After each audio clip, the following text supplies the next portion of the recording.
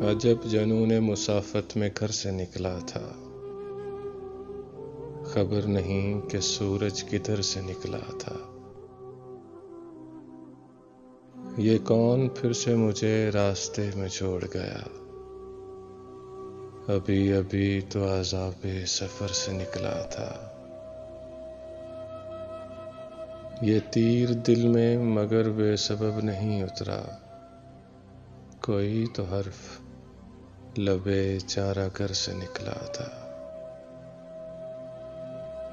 मैं रात टूट के रोया तो चैन से सोया, कि दिल का जहर मेरी चश्मे तर से निकला था। फराज मजनू पुकारते हैं जिसे अब लोग, मेरी तरह कोई दीवाना घर से निकला था। ये कौन फिर से मुझे रास्ते में छोड़ गया, अभी अभी तो अज़ाबे सफर से निकला था।